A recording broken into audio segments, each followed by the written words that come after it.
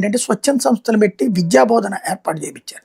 దాంతో పాటు ఆడుకోవడానికి క్రికెట్ కిట్లు, చెస్ బోర్డులు, క్యారమ్ బోర్డులు ఇవన్నీ ఫ్రీగా ప్రభుత్వం తరపున ఇచ్చారు. అక్కడ ఒక చిన్న సైజు కమ్యూనిటీ సెంటర్ లాగా కట్టిపించారు ప్రతి ఊర్లో. అన్ని చోట్ల అనగా చాలా ఎక్కువ చోట్లనే కట్టించారు, అక్కడే ఏర్పాటు చేయించారు. తద్వారా యువతరానికి ఒక కాలక్షేపం దొరికింది. కాలక్షేపం లేనప్పుడు ఉద్యమం బాట పడతారు. నేను ఆనాడు గ్రహించింది అప్పుడు ఆయన కరెక్ట్గా స్టెప్ తీసుకోవడం వల్ల ఆ ప్రాంతంలో నక్సలిజం తగ్గింది. ఇదివరకైతే ఏఓబి అనేది నిరంతరం బాంబు పేలుడు గొడవ కదా. ఈవెన్ మీకు గుర్తుంటే అప్పుడు వాకపల్లి అత్యాచారం ఆ గొడవలు కూడా అప్పుడే నేనున్నప్పుడు కవర్ చేసినాయి అవన్నీ.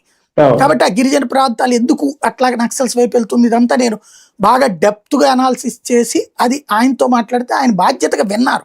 ఆ తర్వాత వచ్చిన ఎస్పీ మురళీ గారు కూడా ఆ నియంత్రణలో పాలు పంచుకున్నారు. అది ఎప్పుడైతే గిరిజనుడి యొక్క సంక్షేమం చూడటం ప్రారంభించారో రూటు మారింది. ఇది ఇప్పుడు దేశవ్యాప్తంగా అమలు చేశారు. దాంతో ఇవాళ రోజున నక్సల్స్ వైపు నుంచి సపోర్ట్ లేనప్పుడు నక్సల్స్కి ప్రజల నుంచి ఇంకేం చేయాలి? వాళ్ళు ఎవరి కోసం చేయాలి? నక్సల్ చెప్పే డిమాండ్లు ఆల్రెడీ అమలైపోతున్నాయి. తిండి, బట్ట, వసతి. తిండి ఫ్రీ, బియ్యం ఫ్రీ కదా, రూపాయి కూడా డబ్బులు అక్కర్లేదు కదా, ఒక్కొక్క మనిషికి 5 కిలోలు ఇస్తున్నారు కదా. అట్లాగే వసతి ఫ్రీ, ఇల్లు ఫ్రీనే కదా ఇప్పుడు. ప్లస్ వైద్యానికి ఖర్చులు ఇస్తున్నది, విద్యకి ప్రభుత్వం ఫీజు రియంబర్స్మెంట్లు పెడుతోంది. ఇంకెక్కడ ఇక్కడ అందులో ఇంకోటి ఎస్టీ అయితే స్కాలర్షిప్ కూడా వస్తుంది కదా బేసిక్.